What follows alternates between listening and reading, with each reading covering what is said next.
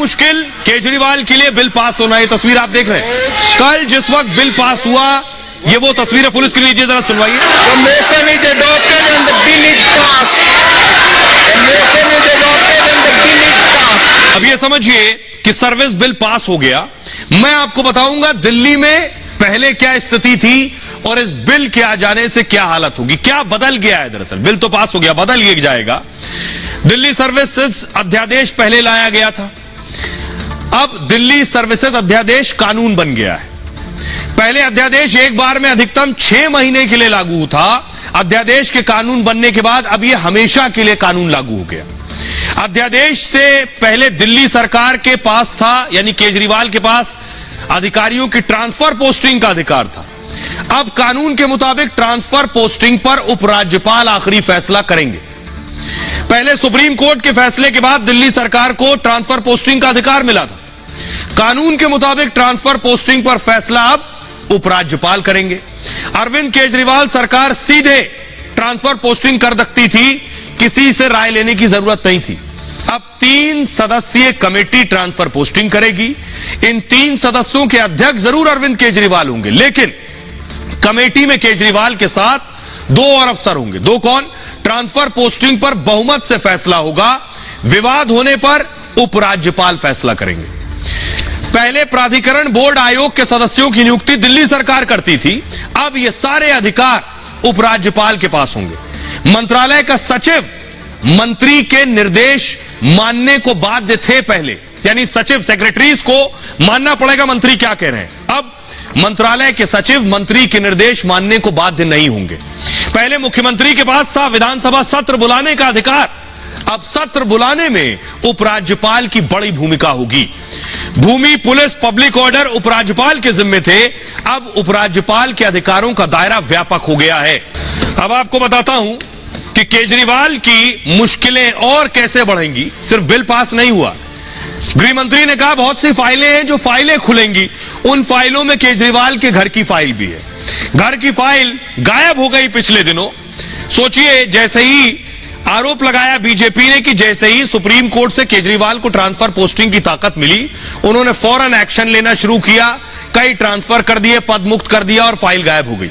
केजरीवाल के बंगले और ऑफिस में रेनोवेशन हुआ, केजरीवाल के बंगले पर 52 करोड़ रुपए खर्च हुए।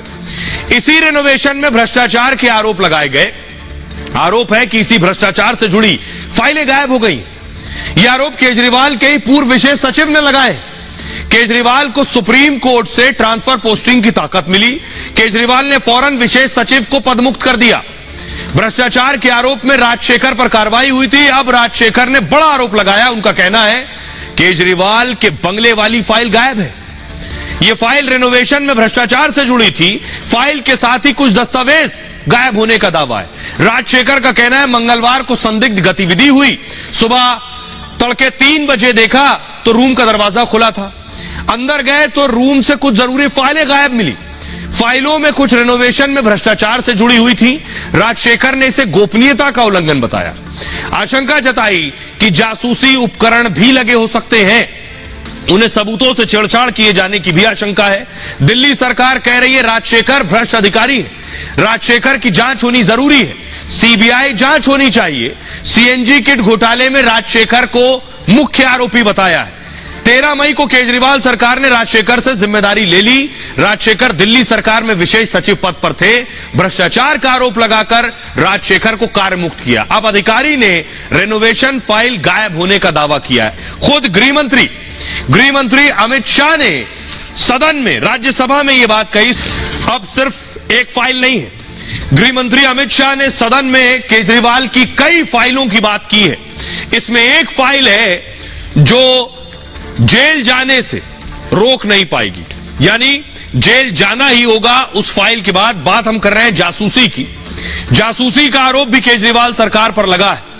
आखिर आप सोच रहे होंगे कि सरकार कैसे जासूसी करवा रही थी। केजरीवाल सरकार के पास तो पुलिस भी नहीं है, सीबीआई भी नहीं है, सीआईडी भी नहीं है, तो जासूसी कैसी। तो क्या किया, जब केजरीवाल मुख्यमंत्री बने नए, तो मुख्यमंत्री बनने के बाद क्या हुआ देखिए जरा। ये आप देख रहे हैं FBU यानी फीडबैक यूनिट। केजरीवाल ने ये फीडबैक यूनिट बनाई थी। यह जासूसी का आरोप इस पर लगा है, सीबीआई इस पर जांच कर रही है। केजरीवाल सरकार पर बीजेपी की जासूसी का आरोप है। दावा है केजरीवाल सरकार ने फीडबैक यूनिट बनाई, इसी यूनिट के जरिए 2015 में जासूसी कराई, नेताओं और अफसरों की जासूसी कराने का आरोप लगा। सीबीआई की जांच में आरोपों को सही पाया गया। आगे की जांच के लिए सीबीआई ने एलजी से इजाजत मांगी। एलजी ने अब यह मामला राष्ट्रपति को भेज दिया। 2015 में विधानसभा चुनाव में केजरीवाल की जीत हुई, सरकार बनी, तो फीडबैक यूनिट बनाई गई। इसका काम विभागों संस्थानों की निगरानी करना था, कामकाज को लेकर प्रभावी फीडबैक सरकार को देना था, यह काम था, ताकि इस आधार पर जरूरी सुधार किए जा सके, एक्शन लिए जा सके। लेकिन आरोप लगा कि फीडबैक यूनिट ने नेताओं की जासूसी शुरू कर दी। सीबीआई की प्रारंभिक जांच में फीडबैक यूनिट की संदिग्धता सामने आई है। एफबीयू खुफिया राजनीतिक जानकारियां जुटाने लगी थी। आम आदमी पार्टी के राजनीतिक फायदे के मुद्दों की जानकारी जुटा रही थी। सीबीआई के मुताबिक फीडबैक यूनिट ने 700 केसों की जांच की। इसमें 60% राजनीतिक मामले थे जिनका निगरानी से कोई लेना देना नहीं। खबर यह भी है कि केजरीवाल अपने करीबियों जो उस दौर में पार्टी छोड़कर चले गए उनकी भी जासूसी करवा रहे थे, बीजेपी नेताओं की भी जासूसी करवा रहे थे। अभी यह स्पष्ट नहीं है कि फीडबैक यूनिट अभी एक्टिव है या नहीं। 2016 में एक विजिलेंस अधिकारी ने सीबीआई से शिकायत की थी। इसी अफसर की शिकायत पर सीबीआई ने जांच शुरू की। 12 जनवरी 2023 को सीबीआई ने विजिलेंस डिपार्टमेंट को रिपोर्ट सौंपी है। सीबीआई ने एलजी से सिसोदिया पर केस करने की इजाजत मांगी है। विजिलेंस डायरेक्टर के खिलाफ भी केस दर्ज करने की मांग की गई। उपराज्यपाल ने अब इस मामले को राष्ट्रपति के पास भेज दिया है। परमिशन मिलने के बाद सीबीआई इस मामले में जांच कर सकती है।